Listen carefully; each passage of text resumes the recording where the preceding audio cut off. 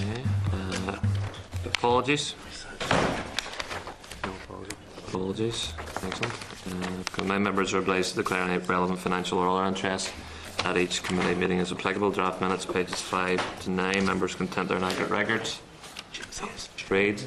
Summary table of requests for information from DFP, pages 11 to 14 of your main pack for noting. Moving on then to correspondence. Yeah, Chair, I think most of the correspondence is for noting. I'll maybe just draw members' attention to the correspondence from DFP at page 105 of the main pack. It's the OECD review of public governance. Really just members may wish to note that ahead of next week's meeting. There's a briefing session from DFP officials.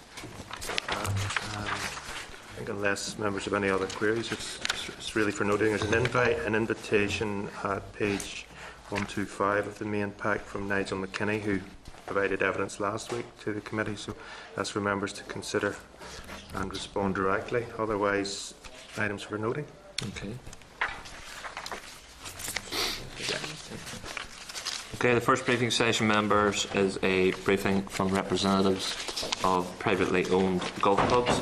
I can refer members to the separate submissions for this session at pages 4 to 11 of your tabled packs. And can I ask the witnesses to come forward to the table?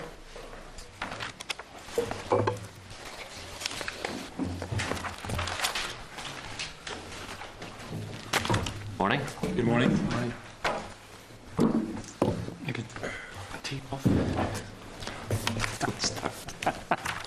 Members, can I welcome Kenneth Logan, Director of Edenmore Golf and Country Club, Robert Gallagher, owner of Foyle International Golf Centre, Gary Henry, Director of Galgoran Castle Golf Club, and Lynn McCool, Director of Golf and Head PGA Professional Loch Earn Resort.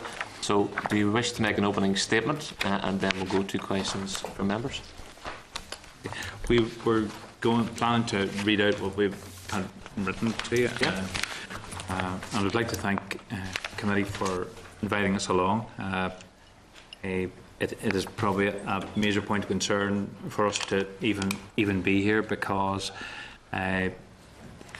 being here just even admits to customers and other folk that our sector is under duress, as we feel, and that isn't good for customer perspective of our businesses.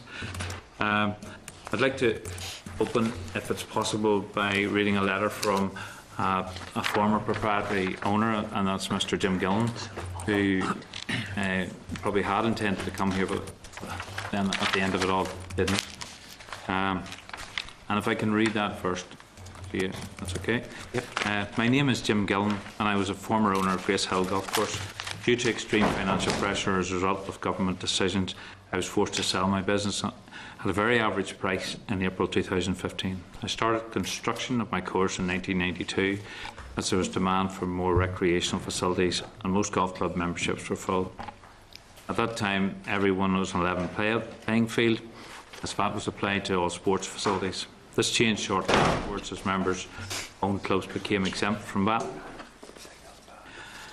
How can any business compete when its competition has a 20% advantage? We then set up a licence scheme whereby members leased the course from owners and VAT was exempt.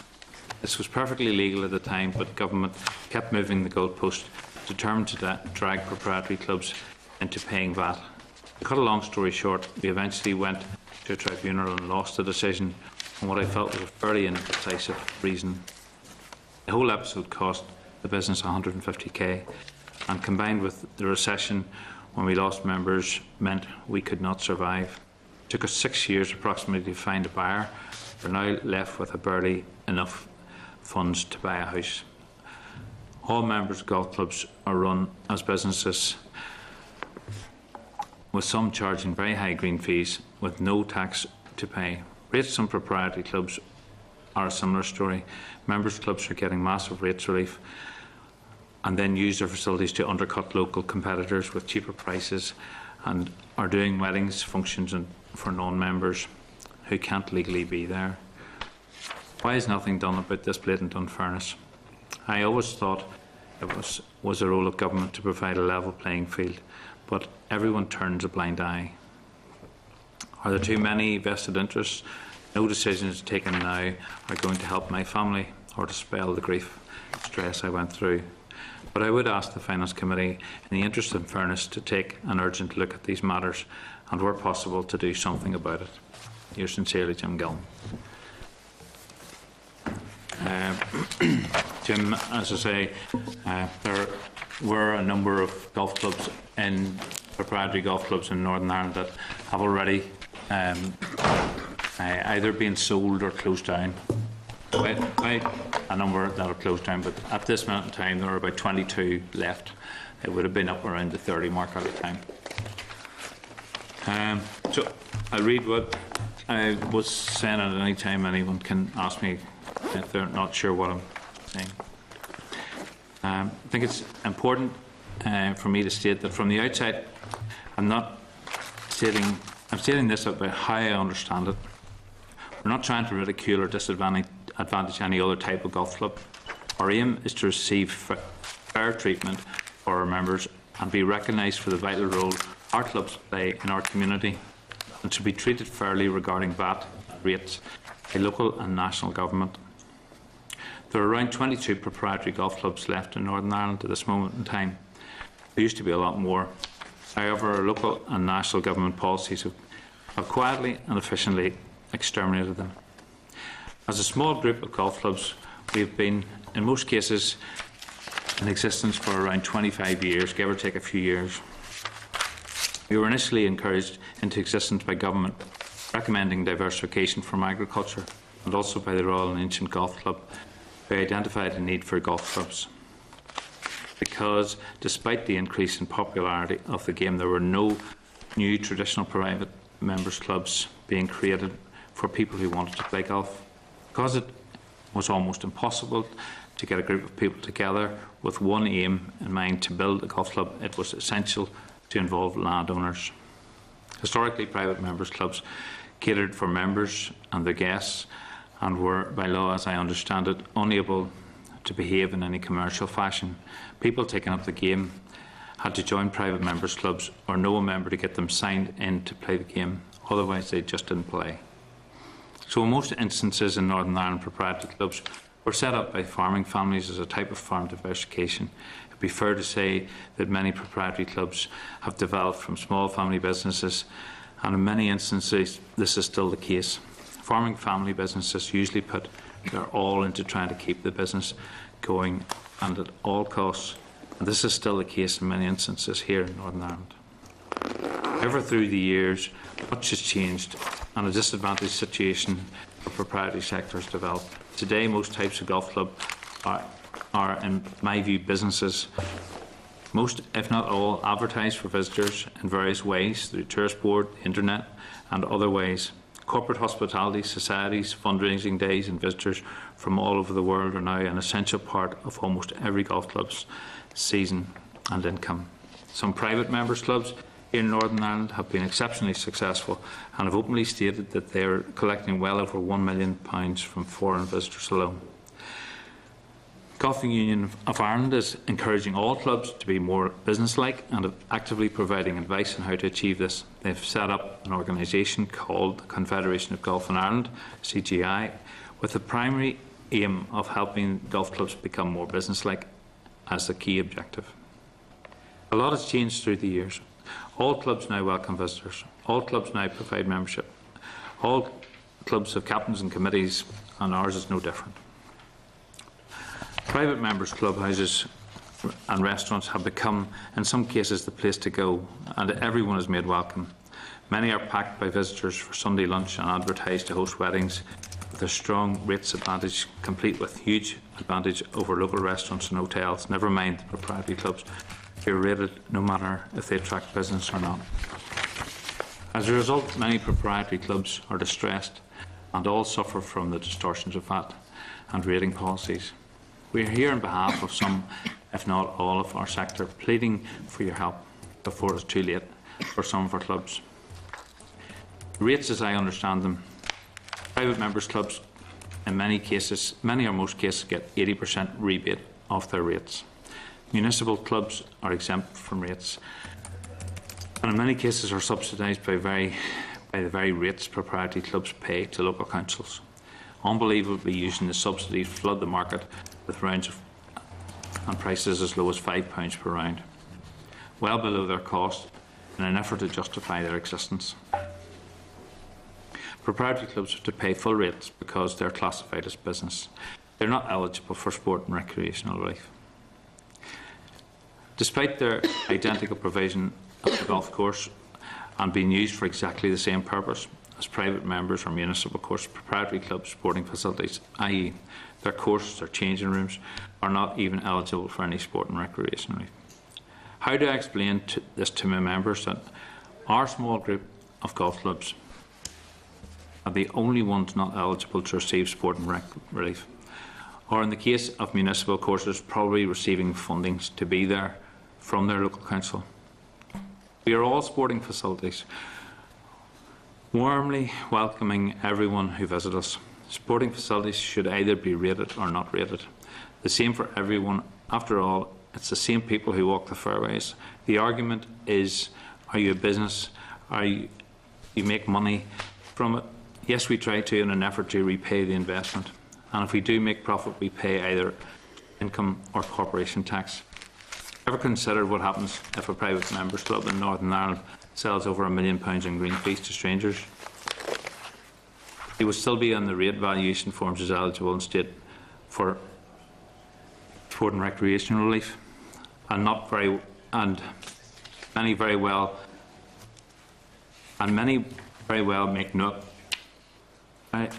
may very well not make any money or pay any tax on, despite government spending a lot of money promoting them.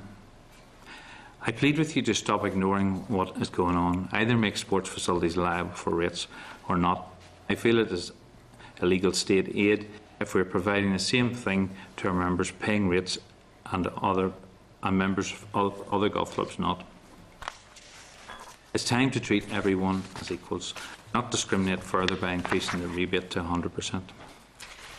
All rates and taxes on proprietary clubs that are charged differently or in addition to other clubs are, in my view, discriminatory, because ultimately it is the members of these clubs we have to pay them, and other club members don't. Our members believe we're exploiting them with higher fees each time we are forced to put the fees up to cover rates and other clubs are not even liable for them. Finally, once again, our aim is to be recognised for the vital role we play in our community and to be treated fairly in the same manner as private members clubs regarding VAT and rates by our local and national government.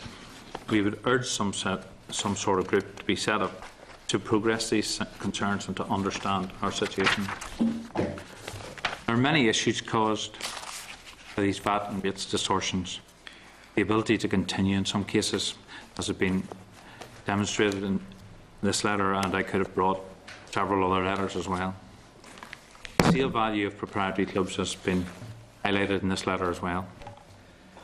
The profitability of these unfair taxes that are being levied, the ability to secure investment. Proprietor morale is at an all-time low in many cases. I've spoken to most, if not all, of the 22 clubs when I was doing my research for this. Many of them would have been in very distressed states. Vulnerability to banks is a real problem. Lottery funding to members' clubs creating an unfair advantage. We have examples close at home to where lots of large sums of money have been given to clubs to improve their facilities. VAT refunds to private members' clubs is something that's going to happen in the near future, and again will jeopardise our situation.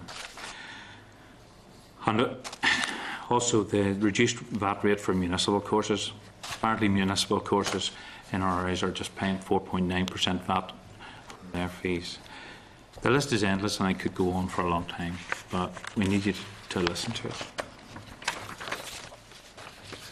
Thank you very much. Okay. on these. Any other opening comments before we go to questions? Can our colleagues read theirs as well? Is that, Members content? We did get them all. We have them in our packs. okay.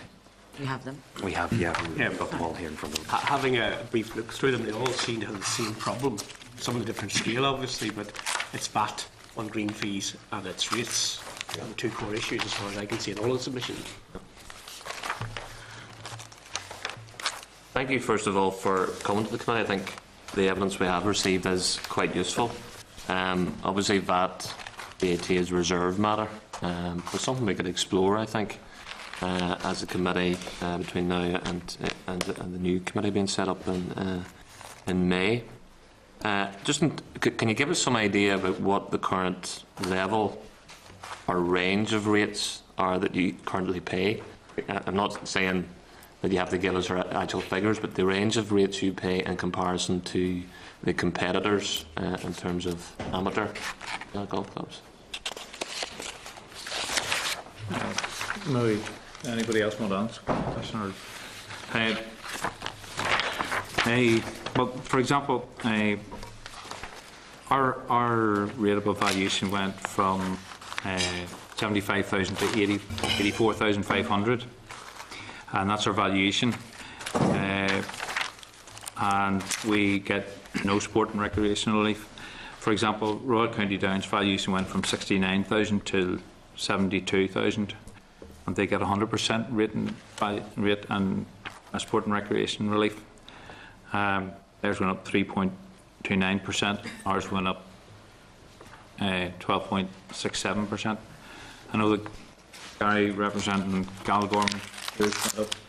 Yeah, so just to use Galgorm as one example, in 2015 our rates went up over 60%, which shocked us, was the first thing. And then we sort of done some research following that and looked at effectively most of the golf related industries throughout the province, and it was very noticeable that they all went up somewhere between sort of 10 and 69%. But most of the private member clubs are fortunate, even though their rates increased, they have that rate relief, so effectively it had minor impact on them. And as Kenneth has always said, where, for example, the proprietary clubs, is effectively not only have they, got a significant rate increase, they've actually to pay the full pot of that. So it just makes the playing field, which is currently on level in every area from VAT to rates, even wider. And it seems to be each year there's another increase in the distance between what is a level playing field.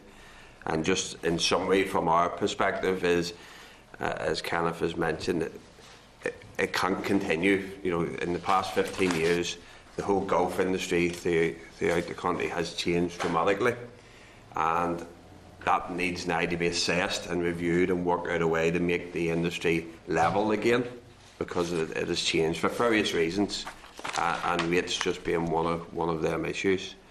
And in our own particular case, we would be very active of promoting tourism, and it's my understanding from a government perspective, tourism is a growth for the country, and it's something we all want to work hard in improving. But yet when you look at the rates increases, all the locations, such as ourselves and Lough, etc., have had massive increases in rates. So there's no logic to why people who are trying to develop tourism is then heavily charged for providing that service. And there just seems to be there's no logic to the process. And all we are asking from the day is for the Finance Committee to look at how to review the whole sort of industry across the board from a golf, rates and tourism perspective. So could you just it'd be helpful, does that mean you're paying £5,000 a year rates or £50,000 a year rates or 100? I mean, what does those figures actually mean in terms of what you have to pay the DFP? So, for example, our rates is round about, for the Galgorm Golf Club alone, is £40,000 roughly. Where a private member club, once it gets relief, its rates maybe 30, but then when it gets its discount, it's maybe only paying 5, I'll use an example. and it just, each year it's getting greater. Ours is £46,000 at the minute we're paying. It's, What is? It's not none of it's straightforward. It's quite sort of complex across. But what it is, it's strangling an industry that employs people, and also from a tourism perspective. I mean, obviously we're looking at amateur sports clubs in the round. So, one end of the scale you have these golf clubs. Some members have argued you also have rugby clubs and other clubs that run a lot of functions with this rates relief. But the other end of the scale, you have your small, rural or even urban soccer club, golf club, small rugby clubs as well. They have a small bar. So do you agree that in terms of looking at this end of the scale, maybe you need a tailored approach to this issue as opposed to removing the support mechanism for amateur sports clubs as a whole, because it would have a disproportionate impact into those small clubs? Yeah, and I would agree in principle. I mean, there is generally a lot of clubs. They operate once a week, you know, and them social events is just to get the money to make it run. But in the golf industry, it's very different, because most of the golf clubs throughout the country are run as a business, to the extent that, as kind of said, the Golfing Union of Ireland and the Confederation has encouraged them to run as a business. So they're competing with ourselves, but they're also competing with the other food and hospitality industry in the local areas. The principle, we want to support sport itself, so we want to find a way of doing that. We just want to find a fair way of doing it, because we're providing sport even more so than a private members club, because our facilities are open to the public. We're encouraging everybody to come along and use the facilities. So we're a key sport driver. It's finding a way of a fair playing field rather than stopping anything. Should there be a threshold whereby if turnover for amateur clubs is above a certain level, then a different policy should kick in? Maybe that's possibly a scenario, you know. Thresholds and turnover, everything is relevant in real terms. It's relevant to how many people you can employ and what you're doing for the community. We just need to have fairness. I've been to tourist board and I'm actively involved with tourist board, and I've been and sat at conferences where individual clubs and private members clubs in this province have talked and openly disclosed that they have 10,000 visitor rounds from North America last year at £160 a round. So they bring in £1.6 million worth of business, which is more than my entire turnover, and they have a rate valuation that is less than my business, and it's absolutely nothing whatsoever to do with their own members' income and all the other things that would come along and be on top of their visitor rounds. It has nothing to do with the food that they would have sold and all the other things, and yet they still get 100% sport and rec cover. We've got this policy where we've moved into the thing, if you get over 80% on your premises is used for sport and recreation, so 80% of the valuation, as I understand it, and I could be wrong on any of these points, 80% essentially, if your golf course is worth more than 80%, or the land and the changing facilities take up more than 80% of the value, all the rest becomes included. But essentially, those restaurants and things like that are still doing huge amounts of business, especially if you've got 10,000 people coming through them. And it's impossible. We just can't compete. And I'm talking about lots of small clubs in this here as well. There are lots of rural clubs that are really and truly run by family members.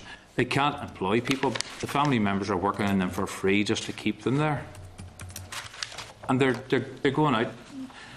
They are just disappearing. But we're doing exactly the same as what all these private members clubs are doing.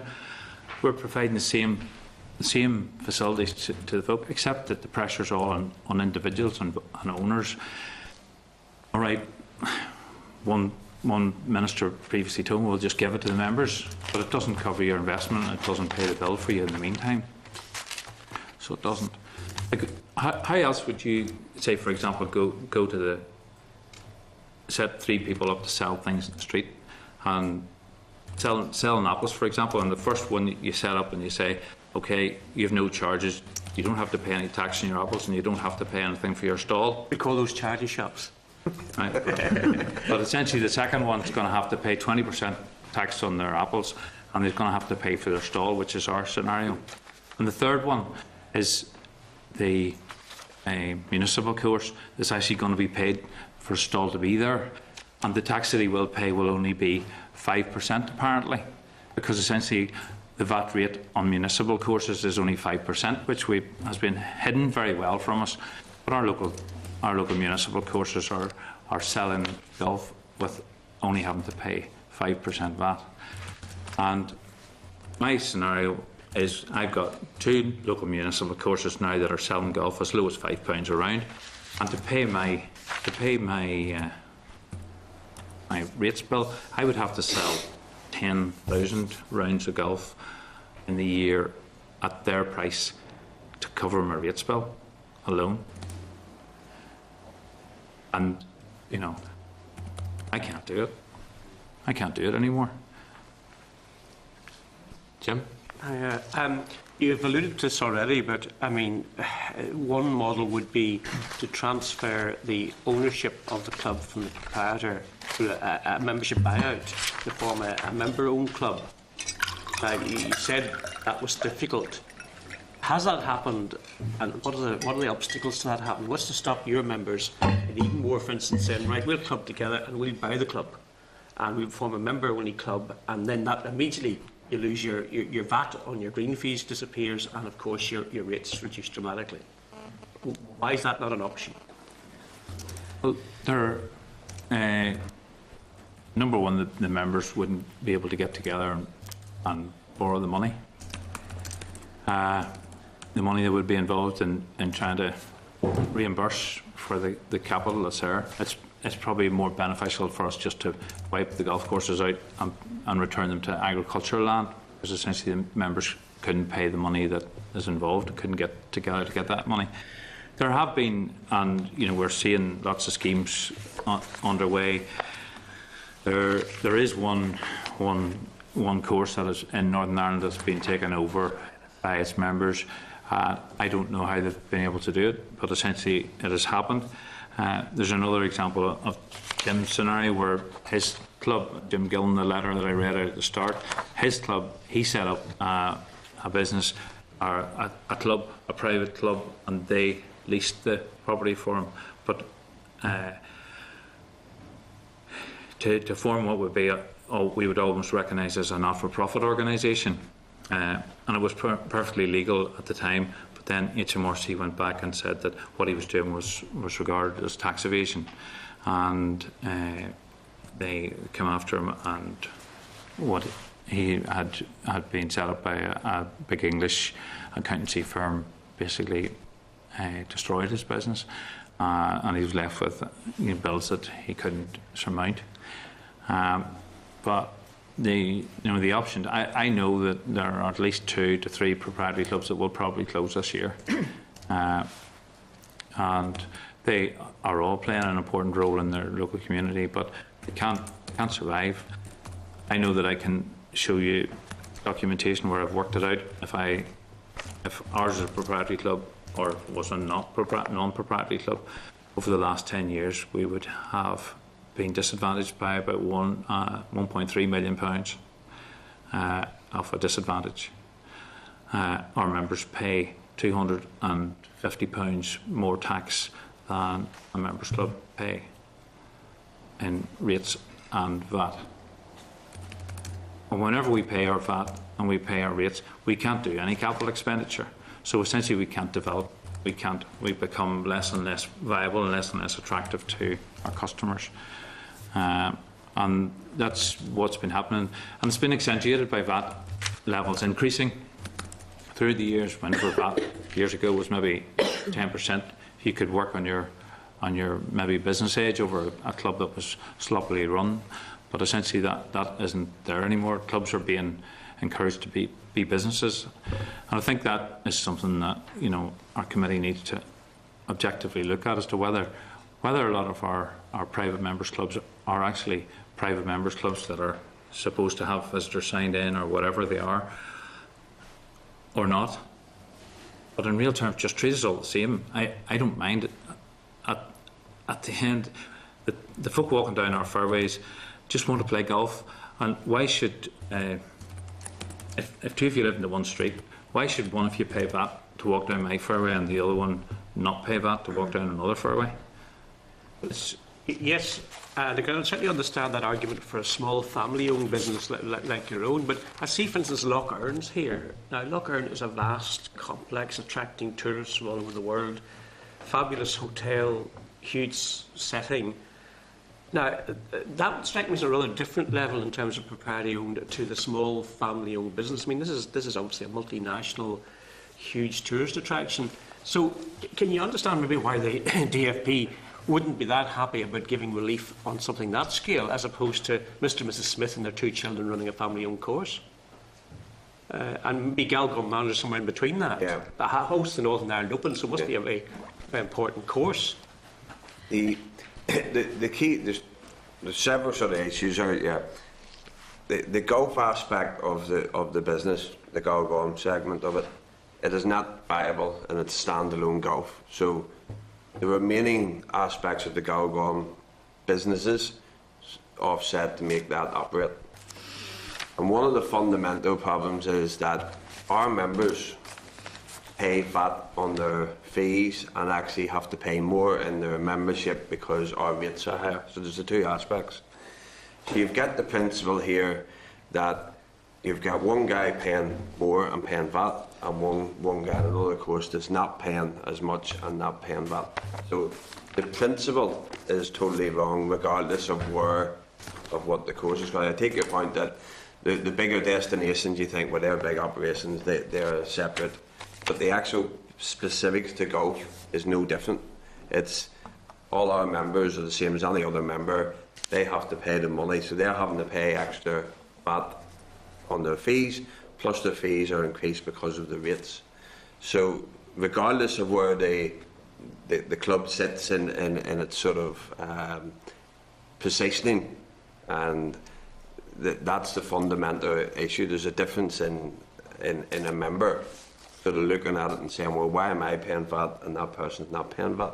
Then why, for instance, in the Chair's constituency, was there a huge lobby to create a new propriety-owned club at Runkerry, which hasn't started yet, but it's going to cost £90 million, and there was a huge lobby, local MP, Tourist Board in Northern Ireland, all trying to get that up and running. Clearly there was investors who thought that was a good option. Yeah. Why would somebody put £90 million into that type of project if it wasn't viable financially? Yeah, well, I would argue why it is viable enough, but that's a different story. But that was being built for overseas visitors. You know, that wasn't built for the domestic market. So that's great up there. Our club, Galgorm, even though it's a big operation, the actual golf club is for the local community. Yes, we have overseas visitors, but the biggest core of that operation is for the domestic market. The majority of the members are all local. The majority of them are all working people, but yet the club next door doesn't pay VAT, but they have to pay VAT. So there's a fundamental difference there, and effectively the club down the street will use a figure of they charge £600, we're having to charge £800 because of the VAT. Effectively is the difference.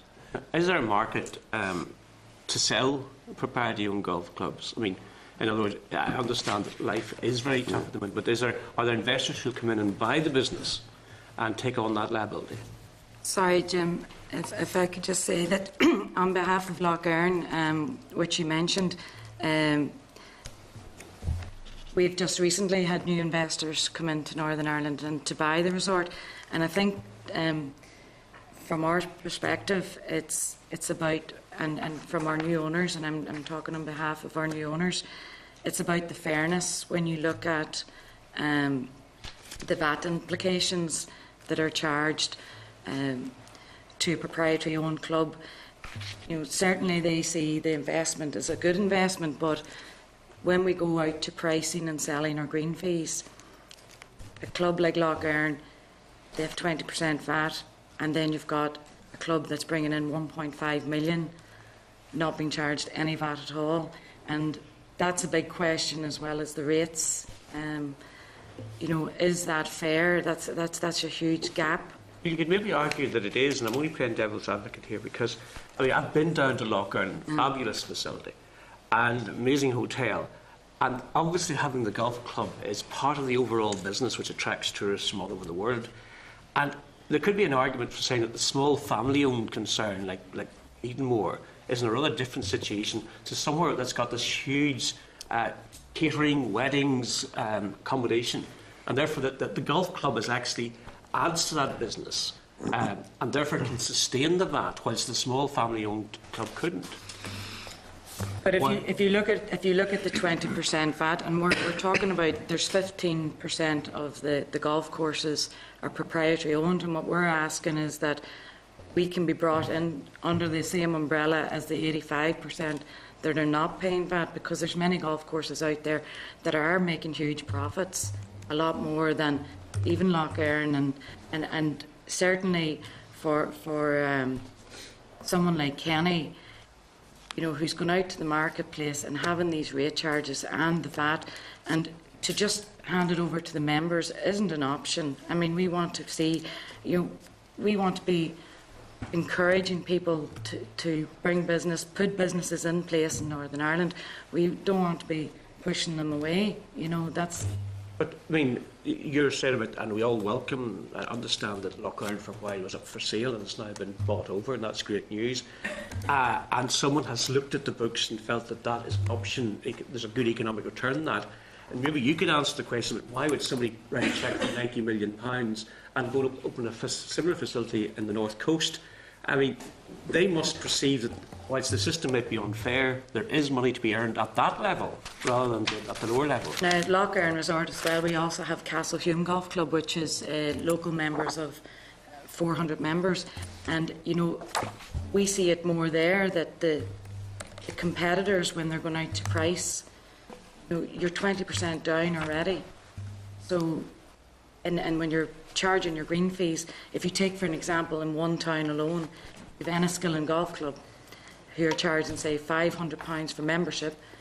Castlehume, they can only charge £500, yet they get 20% VAT included in those fees. It doesn't seem fair to. We used to describe British Airways as a pension fund with an airline attached. Equally, a lot of the golf clubs in my area are businesses, restaurants, catering companies with a golf course attached. Now, in other words, it's quite clear they're commercial concerns. They're membership owned, but they're very commercial. They're making a lot of money. And indeed, some of the local hoteliers would say that they're undercutting them and they're finding life very difficult.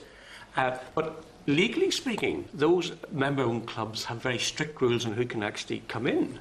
You're supposed to sign people in, there's supposed to be rules. So is it, and I know it's, my local club, that certainly is not enforced, but is that maybe the route, that these should actually live within the parameters that are set by the law and not become commercial concerns? Yeah, and I think that's, certainly, and we highlighted in the letter that the fact of private members' clubs, and nowadays, with a lot of these clubs have had to come over to the commercial side and go out to the market and market themselves and attract visitors. And is it a case that should they be able to do that? Technically, they're not allowed to do it. They're not, the law does not allow them to do it. You only have to go on the internet and look at this. They all have the booking engines. You only have to go to trade shows. I go to 10 trade shows a year around the world, and these private clubs are standing beside me and, marketing themselves to attract visitors to Northern Ireland. And you only have to look at that to see it. And I'm not discouraging that. I want all the golf clubs in Northern Ireland to be attracting people to Northern Ireland, but is it fair that I stand beside that person and have VAT charges and rate charges that are going to affect my pricing? Only the one final argument would make is, but surely no member-owned club could ever reach the scale of Lough Erne, in the sense that it's a huge business. Well, you just have to look at the likes of Royal County Down and Royal Portrush and Royal Portstewart and Castle Rock, and there's quite a number of golf clubs there will be doing a lot better than Lough Erne. But I think also, Jim, in any business, business is split into segments. And when you look at a business, for example, the golf part of Lough Erne, and if that bit is not viable, that business will question why that part of that operation will continue to operate. And in normal businesses, if there's an area that's not viable, it'll be removed. That's the way business works. The proprietary clubs, the bigger proprietary clubs, such as you're saying, which has other aspects linked to it, there's always that risk of them going, well, that golf's not working, so we then no longer provide the golf tourism or the golf facility, which then has an impact on the golf tourism offering, because the North Coast links at Bushmills Dunes. The whole point of developing that is Northern Ireland currently hasn't got enough high-end venues to attract the overseas visitors. So on one hand you want to develop an industry to bring overseas visitors to the country, but on the other hand the whole industry is being unfairly managed from a taxation perspective. So the real question we have is that we don't have all the solutions to it. There's many a way of dealing with this, but I think it needs to be addressed, because this has now developed over the last 15 years because the economy's changed, sports changed, golf is now fully open to everybody, where before the private clubs were all very private. They're no longer private, as you've already said. So really it's about addressing the issue and identifying what can and can't be done for both the good of the domestic market, the people who's paying their fees every year, the good of the local businesses, and also from a tourism perspective. The final point, sir, I've laboured this a bit. First of all, do we know roughly how much your 22 members are paying in VAT? Is it hundreds of thousands? Is it millions? You know, what's the sort of figure we're talking about here in terms of that sort of burden on the sector? No, I could find that out for you. Well, you know, I presume it's 20% in everything. 20%, yeah. Oh, in VAT, you mean? Yeah, VAT. Yeah. Oh, in VAT, yeah, it is. Yeah. It's in millions. It's in millions, definitely. Right. It's just how many. We've paying over 120,000 in VAT alone. So That's a very significant amount of money when you multiply it by 20. you made reference to Lough Erne, and Lough Erne, and people view things as what they are, as the concern they are. But I would have known the two previous owners of Lough Erne, and on both cases, neither of the two of them, I don't think, would have really wanted to sell it. The scenarios are that as I would know, they weren't necessarily wanting to close their business or to sell it. It was created originally by a farmer as well, and the distortions in taxation just makes it unviable for a small family business to run. And that's what I'm trying to get across to you folk, that the core of proprietary golf in Northern Ireland is started from small family businesses, and they're there. We're knocking our heads out against the wall to try and keep them there. You know, many guys are selling sites off the remainder of their farm and various other things to try and roll money in to keep their businesses going or to pay the wages or whatever. The Lough Erne is a fantastic establishment, but it certainly wouldn't have been sold for anything like £90 million or anything like that. And as Lynn quite clearly said, and I'm not trying to run down Lough Erne, but Lough Erne, in relation to, as I would understand it, would not be in the same picture as Royal County Down or Royal Portrush from the point of view of golf business, and it's unfair for this committee to just view them as what they see, because Lough Erne is in a very disadvantaged position from geographically speaking and many other things as well, and also climate wise as well from a dryness point of view, but they are working really, really hard to improve employment and social aspects of that whole area, and I think they've contributed an awful lot. in real terms, you see a lot of private members clubs, and I would ask you, what happens to the £1.5 million, and where does it go? Does it go outside those private members clubs? Because in real terms, it doesn't. It subsidises people's fees. If there's 500 members, it subsidises them by £3,000 a member, and the members get cheaper fees in those places. But anyway. Well, finally, why do you think that golf, for instance, should be treated differently, say, a private squash club or tennis club or whatever? I mean, there are other propriety-owned clubs in other sectors, and they could make exactly the same arguments that the municipal or the member-only club has these advantages. So, you know, can you understand why the taxation authorities might see this as a thin edge of the wedge, and others will be demanding the same? Or is there something specific about golf that makes it different?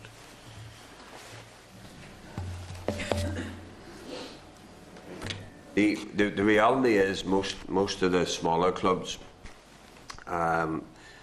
tennis and cricket and stuff, there's very few of them in Northern Ireland which would operate similar to golf clubs, employ so many people.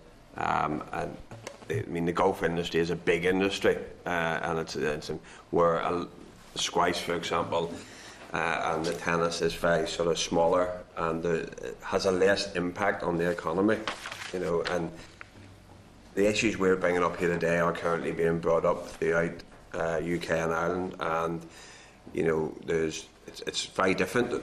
In I use UK as an example, 40% of the clubs there are proprietary owned, and so this issue is being discussed there as well, with the same questions coming back saying, well, what about these other clubs? And one of those is Wentworth. Yeah.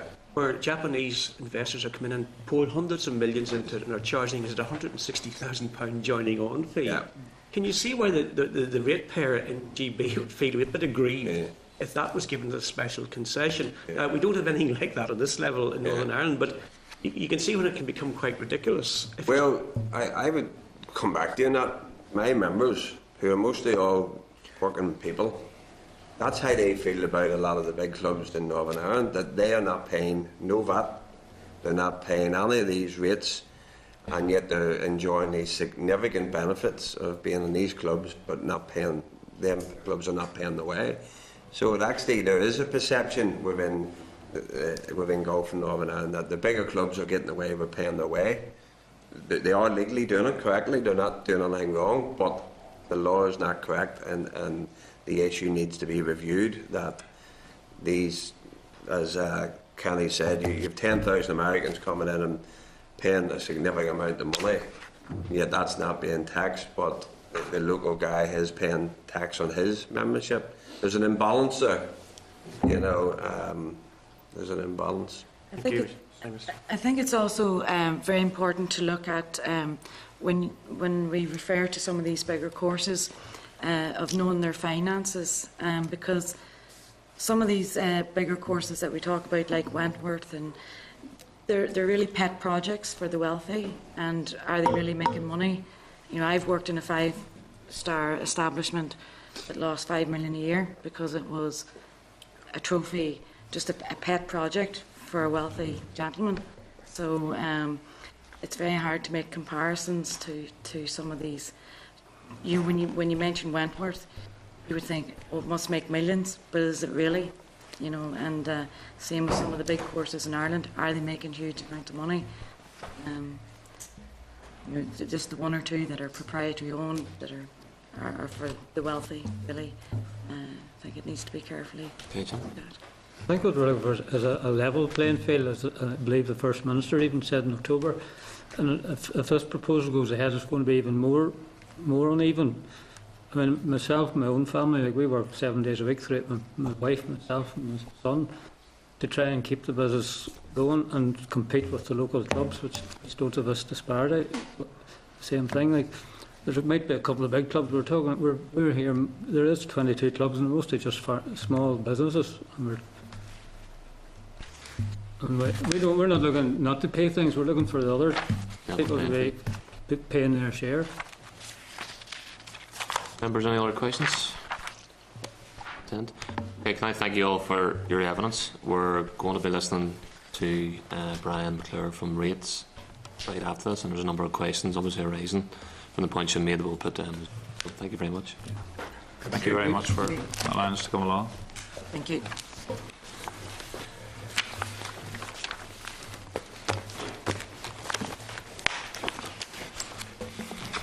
Okay, members, moving on to the rating briefing. I refer you to the DFP regulations on enhanced sport and recreation relief, draft consultation paper, pages 17 to 49, and Annex F, 5, exemption for public, charitable or other purposes at pages 50 to 66 of the main pack. Can I welcome Brian to the table?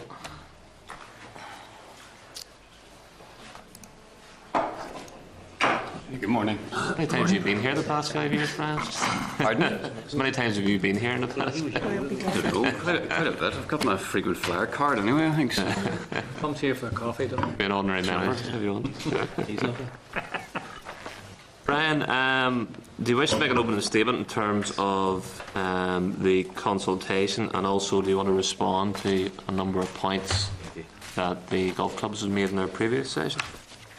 Yeah, well, I wasn't quite sure whether I was going to cover this consultation in this session, but I'm more than happy to talk about it. We have published our consultation paper on the regulations for taking forward 100% rate relief to unlicensed community amateur sports clubs.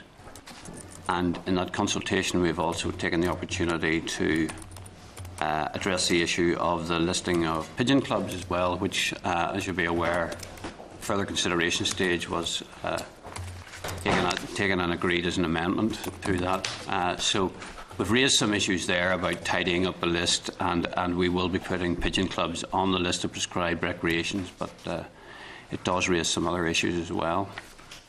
The consultation itself will last for about 8 weeks. We have sent the link to the consultation paper that's on our website to a number of sporting organisations, business organisations, local government and various other stakeholders, and we look forward to engagement during that 8 weeks so that we can take through regulations very soon in the new mandate to give effect to the policy that the Minister wants to take forward.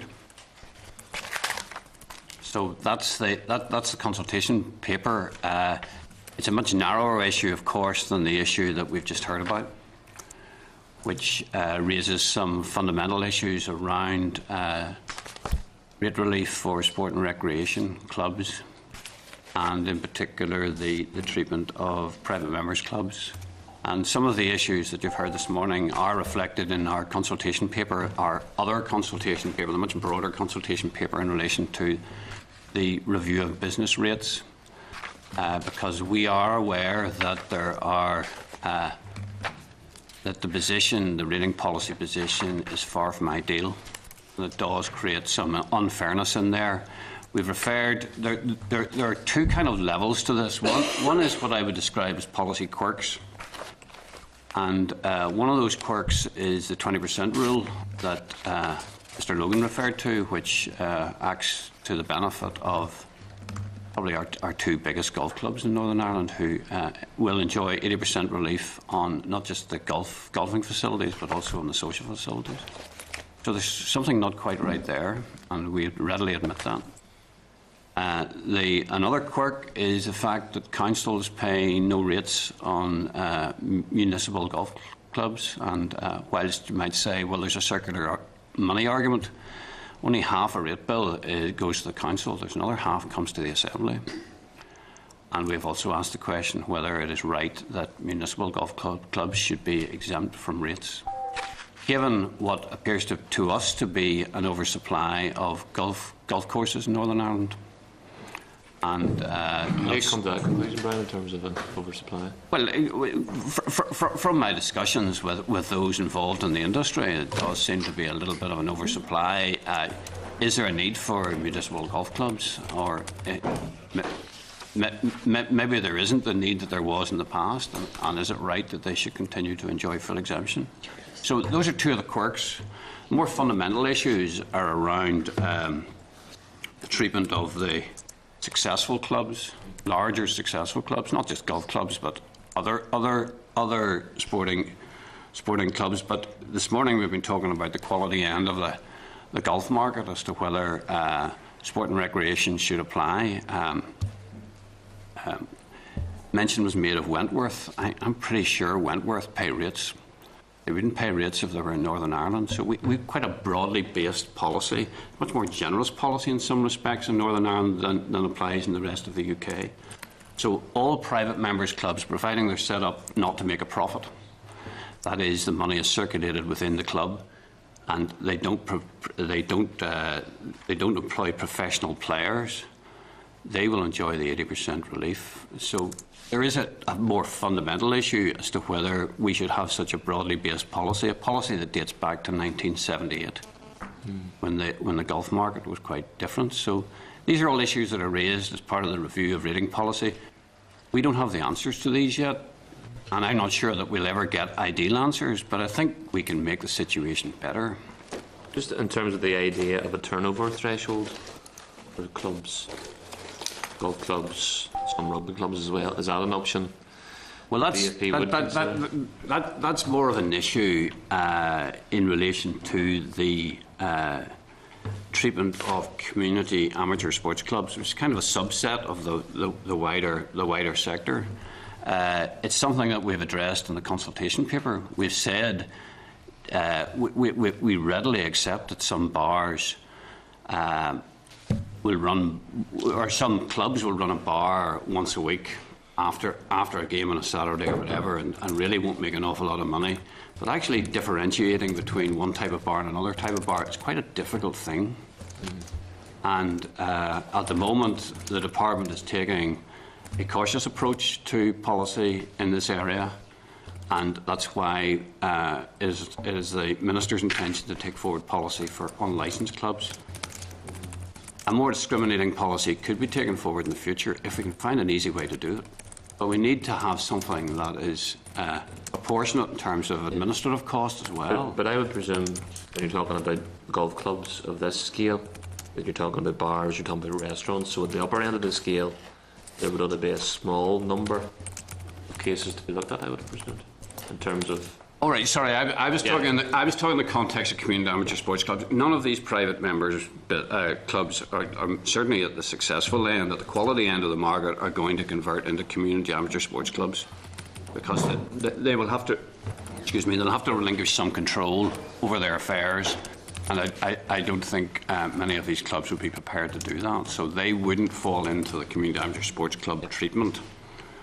But in relation to private members, if the current stipulation is that the club is not established for profit, does not employ professional players, and there's all the proper articles of association and so on with that, so that it has a private member club status. Providing it does that, and there are sporting facilities of more than 20% of the value of the property, they will get the relief on the sporting facility. If, and I mentioned this as a quirk of the current system, if those facilities exceed 80% of the value of the entirety, that is the whole club and bars and everything, the whole lot will get 80%. So introducing a differentiation, I don't think is going to affect that. It's an issue for the Community Amateur Sports Club, and we've said so in the consultation paper, but at the moment we are taking the more cautious approach as a department. We are not the policy competent department in relation to sport. We're the finance department. We're dealing with a revenue raising measure to pay for schools and to help pay for schools, help pay for health, help pay for all the other services provided by departments. So we're very conscious of that we are not the policy competent department when it comes to deciding such matters. So that may well explain the more cautious approach we take, but I think we're right to do that. You've heard, this is a very complex issue, as you've heard this morning, and as you've heard from other evidence sessions. I think this is about the third or fourth session this committee has heard on this particular issue. And so there's quite a range of interest groups here, quite a range of issues coming into play. So that does explain why we're not jumping to give relief here and give relief there. We really need to better understand better understand the whole picture, and that's what this business rates review is trying to do. And we have identified some of these issues, and there have been new issues that have come out this morning that I wasn't aware of. So, Jim? Well, I think the proprietary-owned clubs are not actually specifically demanding relief. They're saying no. I'm sorry, I wasn't suggesting that. So therefore, I mean, we've Royal County down in my area, fabulously successful course, rated one of the top 10 in the world, but also a fabulously successful business that's doing very well for the entire community, employing a lot of people. And you've got that club, which of course is membership owned and therefore is entitled to all these reliefs. Meanwhile, a few miles down the road, you could have a club getting in 10% of the income but having to pay all of that extra burden. And therefore, I think, to be fair, what should be done is that everyone should be treated the same. But the one thing is, I think the threshold issue is an important one. I think turnover is crucial, the total turnover of the club. Because I think if you've got some fabulously wealthy club out there that's proprietary owned and making a fortune, which is unlikely at the moment, then there might be some sort of rule that they pay more. But what we're dealing here with the vast majority are small businesses. There was a farm diversification scheme came out about 30 years ago, and farmers were encouraged to turn their land over to golf courses. I think many of them now regret it. Because whilst there might have been capital grant to do the work, there certainly was no grant to pick up the tab when things started to go badly wrong. And the stats would show there has been a significant drop in the number of members in clubs. As the Golf Union of Ireland would say, it's been about a 20% fall. So the stats would show that life is very hard out there for these clubs. And my concern is that we may not have very much time here, that some of these clubs could go to the wall before this is all sorted out. So I think the rules and regulations were set at a time when things were very, very different. That's right. I've seen local clubs in my own area effectively becoming big businesses. And I would say the actual golfing element of what they do is a small proportion, that these membership-only clubs are big restaurateurs, functions, weddings, christenings. And therefore, the legislation needs to be upgraded to take account of the dramatic change that has occurred since the two sets of clubs were established. Yeah, I agree entirely, and that's some of the issues that we've raised in this review. I mean, having a threshold was something that was considered back. It's worth reading the Lawrence Committee report back in 1977. I mean, it's as far back as that. That was the last time policy was established in relation to sport and recreation. 1977. Those changes were implemented in 1978. But that committee report did look at the issues whether you could differentiate between successful clubs and just your struggling common or garden club, and they came to the conclusion at that time that it wasn't worth the effort. But maybe it is now. The context has changed. You're absolutely right, and those are some of the questions that we're asking. Well, what sort of time span are we talking about here? Well, at the moment, we have, in relation to the review of business rates, and that is the context in which we'll be considering this, we have already drawn up the consultation report. It's been validated by the University of Ulster. It's currently with the Minister, just to note, and then it'll come to the committee. Following that, we will be doing more research and analysis and putting forward recommendations for the next executive. So we're talking 2016? So you're talking to make any change in the current regime in relation to the sport and recreation relief would require a change to primary legislation. So, with a fair wind, 18 months, in normal circumstances, probably 2 years. So it's not a quick fix that we're involved in here, but something does need to be fixed. Okay. Liza? Now, just Brian, you did mention there local authority, municipal courses being exempt. Yes. Does that apply if they are franchised out? Probably not. I would say not. If it's franchised out and the franchisee has paramount control, which is the rating test. If that company then has paramount control of the premises, it would be treated as any other business, or it should be treated as any other business. Even if they were held on a licence? Well, yeah, I'm not sure. You're getting into fine, Yeah. you know, I'd need a lawyer beside me to maybe answer that. But if the de facto position is that the licensee is in paramount control and has full management of the premises and the facilities, they should be classified as the rateable occupier and therefore would pay full rates. So if that does occur, I would expect LPS to action that. Okay, thanks. Any other questions, members? Content? Okay, Brian. Any other points before we? All right, before we are we moving on to derelict land tax? And I thought that was what was on the agenda this morning. That's what I did my homework on. And led the members. So if you could just respond, Martin. Yeah. Yeah, if you're going to pick up derelict land, can we move on to that? Yes. You sure you've golfed? You've Yeah, golfed all you've golfed. Birdied that. In terms of the derelict land paper, thank you. It's very comprehensive and very useful. I'm wondering, just Brian, would it probably be helpful if instead of approaching this in our silos, that we talk about the non-domestic sector and derelict land and vacant properties, or derelict property, I suppose you would say. Example of Carryduff Shopping Centre we used previously. And then we go on, and you mentioned there are derelict houses, Wellington Parks and Sue C. Malone Park in my constituency. It'd probably be useful to look at both of them together, because they are related, and you know, among the many at fault in this are the banks. So, for example, after the crash in Wellington Park, beautiful terraced homes ended up in this NAMA limbo, where a developer goes bust. The houses then become more and more derelict. There may have been some rates payable maybe at the very start when they're acquired, but then they become derelict, and of course no rates payable. And that's pulling down the district, affecting local residents, making it difficult for people to revive the area if you have a big clump of houses derelict in the middle. So I think that maybe we should try and tackle that as well. And my question would be, could we, in the new mandate, make a push at both of these together, or do we really need to separate them out? Well, I think we do need to separate. If we were to contemplate, and I say we, if the Assembly were to contemplate introducing a levy on derelict property, it would have to sit separately outside the rating system. The rating system,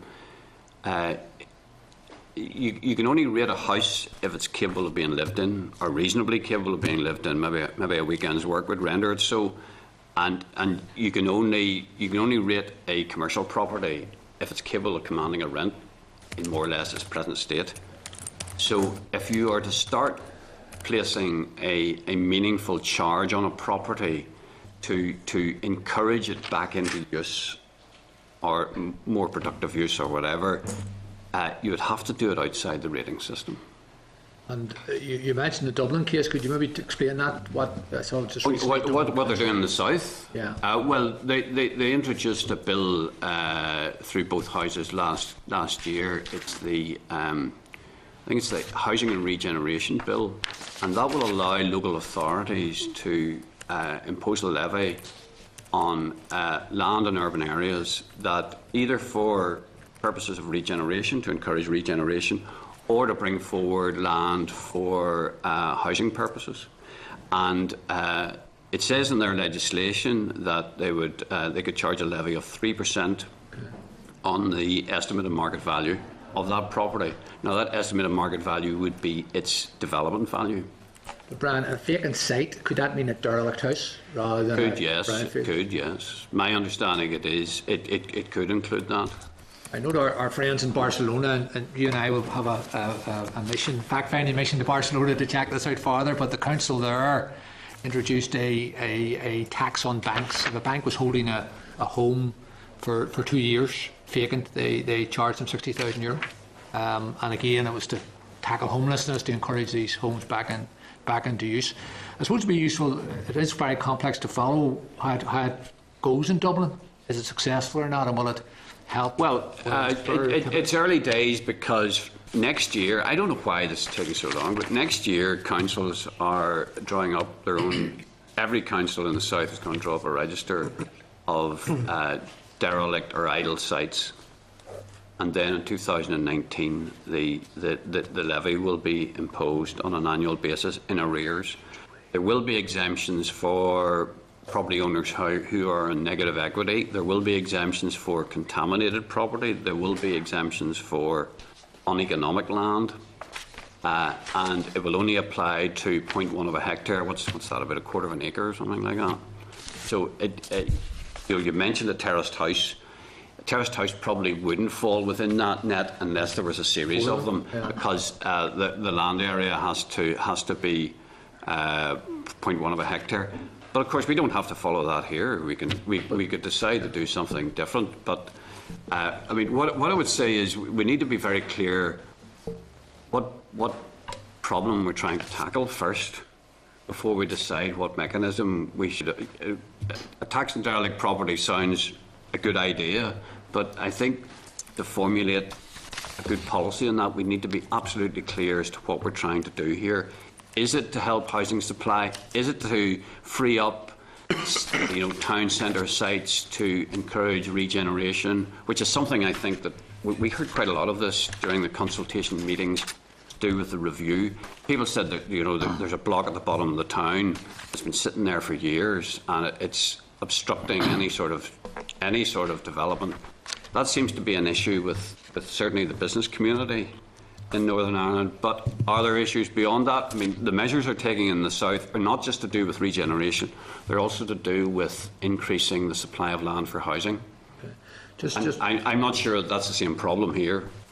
Well, just finally, Chair, it is interested. Often it will be 3 or 4 houses together. Yeah. Because if someone started there, bought one house and then bought the neighbour and had a plan to develop, and then the crash came, and I mean it's almost 10 years after the crash, and we're still sitting in some of the most conservation areas like Malone with all these empty houses.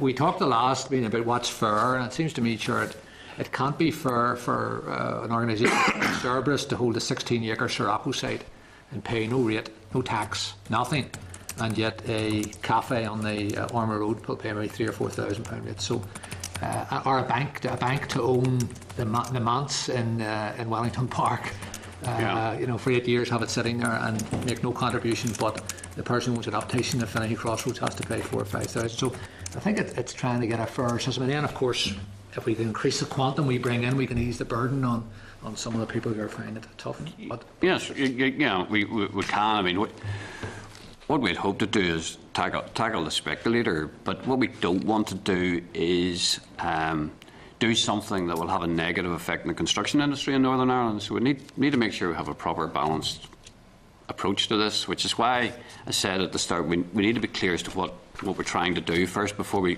look at the exact mechanism. But I mean, just to finish, it seems to me that because these properties all lay derelict and empty and vacant and idle for 8 years, that was terrible for the construction industry. People were going to Scotland and down south and sort of covered to work because all these properties, they were just holding on to them and just waiting, and there was not a penny to pay. So my view is that hopefully it would help people get work if someone realises, well, I would have to pay 3% of the value of this site each year. Anyway, that's a theory, but very useful. Yeah, and there was a lot of support for that through the public consultation, and certainly sufficient support. I think I haven't had a proper conversation with the minister about what we should do in advance of the new mandate, because this will be a decision for the new mandate.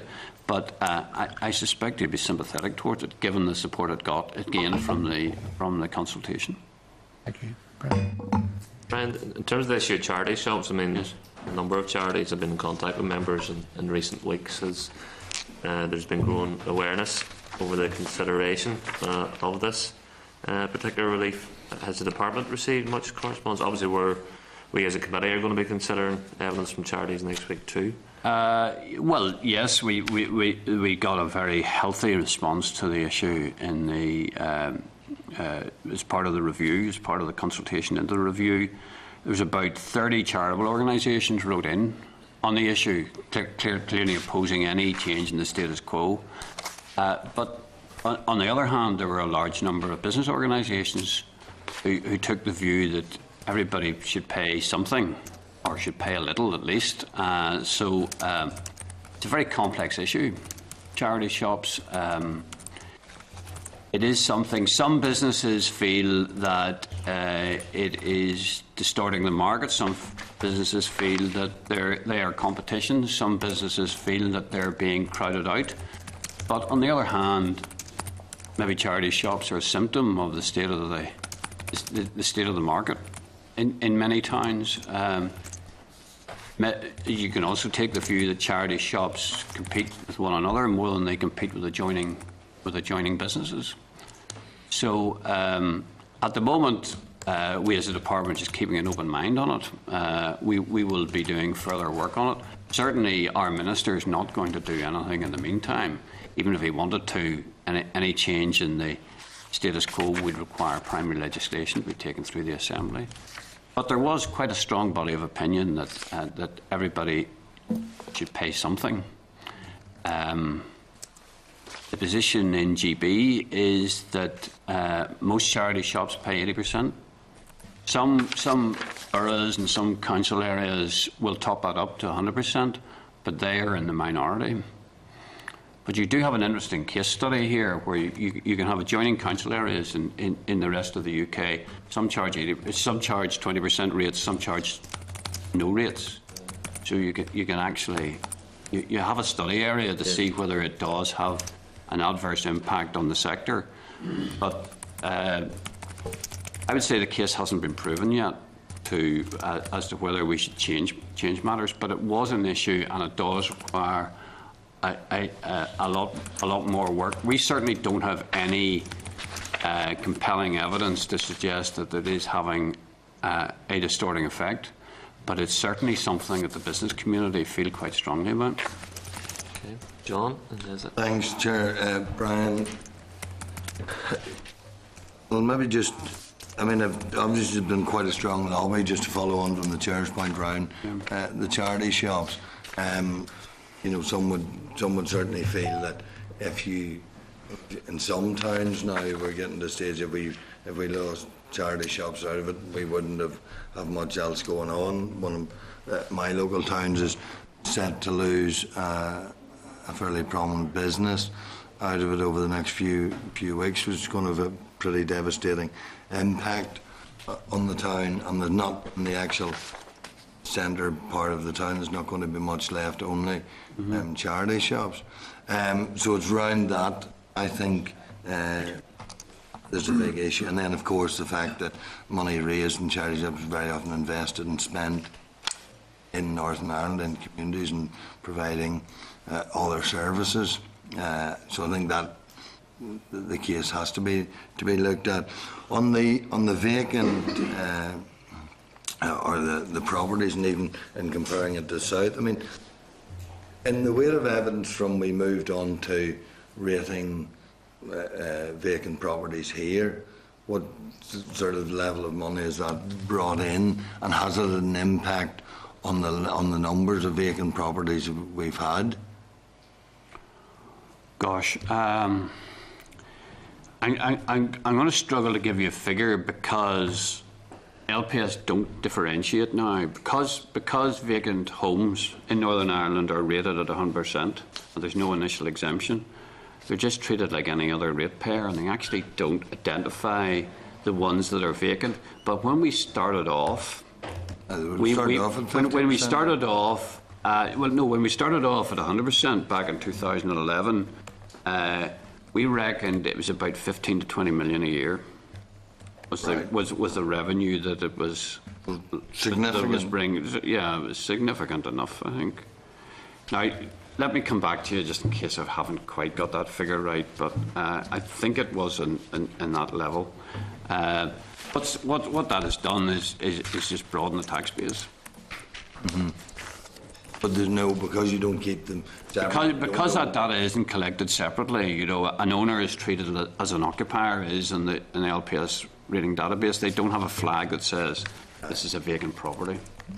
It's just every property is rateable at 100%, and there's no initial exemptions associated. There's an exemption for this property, but that's... I just think it might have been quite a useful one to really the point that Martin was making round, did it have an impact on, did it encourage people not to vacant properties, it encouraged, yes, it widened the tax base for what we were looking, which is fine, but did it actually change behaviour towards having vacant properties? But we don't actually know that. We don't actually know that because they're not separately identified. Yeah. I remember answering an Assembly question about 2 or 3 months ago on this issue, and I think we ended up saying, "I'm sorry, we don't have the figures." But let me come back to you on that. I just think, Chair, it might let us know where the policy base was. Like, on the earlier comments round in the review, there's fairly strong support for looking at things like, say, derelict land, how you might take that.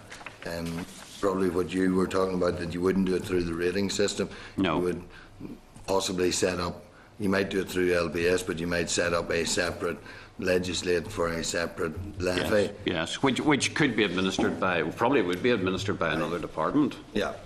I mean, the properties that are on our radar as DFP are the ones that are sound and weather tight and capable of being lived in.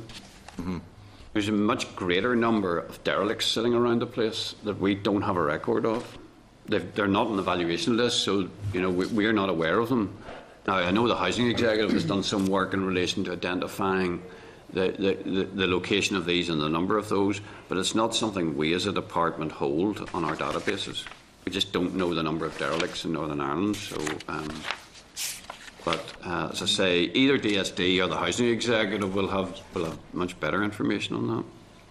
But if they hadn't, certainly between different parts of government, it would be technically possible to do and start to identify. What would? And the approach they're taking in the south is getting local authorities to actually draw up a register of these properties. So it wouldn't just be derelict houses. It would be vacant lots. It would be derelict factories. It'll be all sorts of different sorts of properties, and they're drawing up and they're starting that work next year, is to draw up a register of those.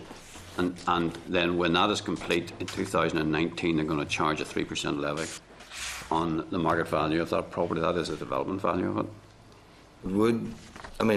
I think that sounds a pretty positive, because I think we all could go into our local town or see something on the edge of a town that is not particularly attractive if you're trying to build up, even from people having to live near it or develop a tourist product.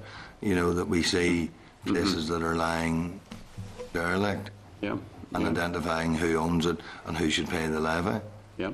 Just as an encouragement to free up property. And it may well be that many landowners, post the collapse in the property market, are holding on to these properties in expectation that their values will rise, and they're coming from such a low base. That's a pretty, I'm pretty certain those values will rise, but people have no incentive at the moment.